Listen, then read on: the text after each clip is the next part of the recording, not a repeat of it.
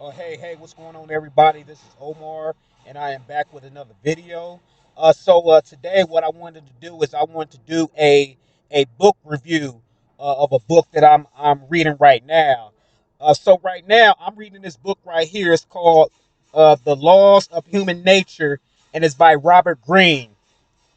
And this is the third book that I'm actually reading from Robert Greene. I'm a big fan of his. He got just remarkable work.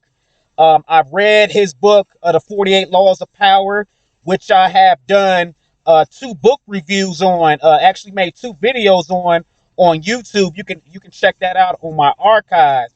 I've also have read the book called The Law of Mastery. I remember I had finished reading that while I was living in California. It took me a little while to read that book uh, because I was kind of, trying to get other things taken care of, and I didn't have as much leisure time to get caught up with reading. So what I want to do is that I want to kind of since the laws of human nature is broken up into 18 chapters. What I want to do is that I want to give a breakdown of the first six chapters. And then after I get that breakdown, do the next six. And then my third video will be the last six chapters of the book. So the out of the first three chapters that I have selected, the three chapters of the three laws that stood out was the law of narcissism, and we're going to get into that. The law of compulsive behavior and the law of covetousness. Okay, so when it comes down to the law of narcissism, I'm sure you guys kind of know what narcissism is. It's having like a highly, pretty much an overinflated sense of self. You think you're so much better, so much more important than other people in this world. You think the world revolves around you, and what that chapter highlighted is that everybody, myself included, we all have some type of narcissism that's within us. What I found interesting in that chapter was that it talked about this narcissistic couple. It was Leo Tolstoy, I believe that was his name was. It talked about this narcissistic marriage couple of how you have this 32-year-old guy married this 18-year-old woman, and during their relationship there were a lot of trials and tribulations. As you can as the book had illustrated, it was the relationship was very, very, I would say, what would be a good word that I can use? A very dysfunctional relationship. Things would come up.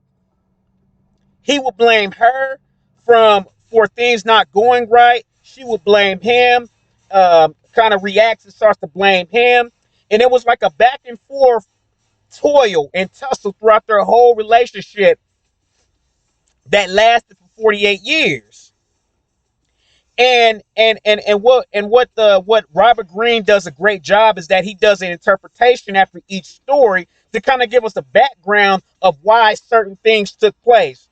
And what his interpretation was is that Leo Tolstoy was narcissistic, and it was pretty much, it started back in his early childhood when his mother had passed away at age 2. So with his mother passing away, that left a very huge void in his heart. And so he would do things. He would go to these brothels and sleep with prostitutes and live a reckless life just to make him feel alive, because he has that void that's missing inside him. And he, throughout his life, he got to a point where he didn't even recognize who he was, what type of person he was. So when he would write out these novels, he would immerse himself in a character as a way of dealing with his fragment sense of self. So the book goes very deep when it comes down to having a narcissistic personality. Another thing that I found interesting in that chapter was is that it described the four types of narcissistic people, narcissism. And one of them is actually a healthy narcissist. Did y'all know that there's such thing as a healthy narcissist? Right? And what a healthy narcissist is that this is somebody that knows how to read the room. This is somebody that can detect the moods of people. And it gave a story of how it was a ship captain who had a crew of people, a crew of men on this voyage, and they somehow end up getting stranded out there near Antarctica or something like that. And with him being a healthy narcissist, with him being a mood reader, he was able to keep the spirits up with the rest of the men that was on board, because that was crucial to everyone getting rescued in their survival. So that was some of the things that I took away from that chapter. Another chapter that I found interesting was called The Law of Compulsive Behavior. Y'all know the type of behavior that somebody continues to do over and over again, and they seem to cannot stop doing it. And one of the interesting things is that it talked about the Howard Hughes story. Howard Hughes, I can't, I'm kind of having a mind blank right here, but Howard Hughes, he was somebody that grew up, he was a very, I would say, sheltered child, very sheltered. His mother was around him at all times. She did not allow him to leave his sight. His dad was like a kind of like a successful businessman. And so what ended up happening was that he lived a very sheltered life. He would often be shipped over to different schools because he had a hard time getting along with the kids that were around his age. So when his parents had died and they left a large amount of fortune with him, his personality completely changed. He went from a quiet, reserved, respectful kid to somebody that was very rebellious, and he tended to take on these rebellious tendencies throughout his time of employment. So that was something that I found interesting, when it came out to the Howard Hughes story, because he was a control freak. He wanted to do things on his own. He couldn't trust the people that worked with him. And that ended up eventually led to his downfall down the road. Another interesting thing about that chapter was that it talks about the toxic types of people. How you got the people who are perfectionists, who on paper, it's like, wow, they seem to, accomplish a lot. They seem to do really great in life. But in reality, these people are hard to work for because they don't trust anybody to do their work. And they're very micromanaging people. You have the rebels. You have the people that like to go against the grain. In the workplace or whatever environment, they just inherently just like to go against the grain, like to cause friction. You have what's called the big talker, and these people like to talk a lot. They got all these grand ideas, but when it comes to the rubber meeting the road, when it's time to go out there and put in the work, they're nowhere to be found. So it kind of goes into the toxic types of people that you got to watch out for.